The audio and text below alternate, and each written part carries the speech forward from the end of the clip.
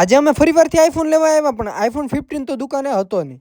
જય દ્વારકાધીશ, હું છું ગુજરાતી બ્લોગર હર્ષ. હવારમાં હું મિતુ બે નીકળી ગયા શેરડીનો રસ લઈ. પછી તો ચિંતનની ઘરે શેરડીનો રસ લઈને આવ્યો ને બધાય પી લીધો. આજે તો ચિંતનની ઘરે અમે પ્લાસ્ટર કરવા આવ્યા. પછી તો શેરડીનો રસ પી લીધો ને પછી માલના તગારા આંબાવાનું ચાલુ કરી દીધું. પછી તો જયેશ કરવા મળ્યો પ્લાસ્ટર. પછી તો કિશન ઘરે આવ્યો ને કિશન તો ડાયરેક્ટ સડી ગયો રાવણાની ઉપર. કિશન સેડો રાવણા ઉપર ને અમે તો એની વાડ જોતા હતા રાવણા. તમારે પણ રાવણા ખાવા હોય તો જલ્દીથી પી આવો. પછી ત્યાંથી અમે સંજયબેન દુકાને વહી ગયા કારણ કે મહેમાન આવેલા હતા ને એને પાઈ દીધી સોડા. મહેમાનને પછી સોડા પીને મેં તો બોટલ આખો મોઢે દુકાનેથી સોડા પીને ઘરે આવ્યા ને ઘરે આવીને જમીન પછી પાછા સડી ગયા. હવે કામ અમે તો પછી કામે સડી ગયા. આ ભાઈને તો હજી ઊંઘ આવે. પછી તો ઘા કામ કરવા મળ્યા કારણ કે અમારે પાછું જવાનું હતું રાજુલા મોબાઈલ. પછી તો પાછું મને મન થયું રાવણા ખાવાનું એટલે હું સડી ગયો પાછો રાવણા. હવે તો કામ બધું પૂરું થઈ ગયું હતું એટલે ચા બની ગઈ ઘરે એટલે બેસી ગયા ચા. પછી તો ઘરે આવીને હું નાઈ ધોઈ નાખ્યું. મારા પપ્પા તો ઉતારતા હતા લડ્ડુ ગોપાલનો વિડીયો. એ તો વિડીયો ઉતારતા હતા ને પછી અમે પહોંચી ગયા હવે રાજુલા પહોંચ્યા ને રાજુલા આવીને અમારે લેવાનું તો આઈફોન 15 પણ એમાં તો 128 GB સ્ટોરેજ વાળો હતો અને અમારે લેવાનો હતો 256 GB. મોબાઈલ મળ્યો નહીં પછી અમે તો ખાવ ગલીમાંથી નાસ્તો લઈને હવે નીકળી ગયા ઘર. કેટલા દિવસથી હું મહેનત કરું છું. વિડીયોમાં ન હોય તો ફોલો કરવાનું ભૂલતા નહીં. મળું કાલના બ્લોગમાં. Radhe Radhe, bye bye.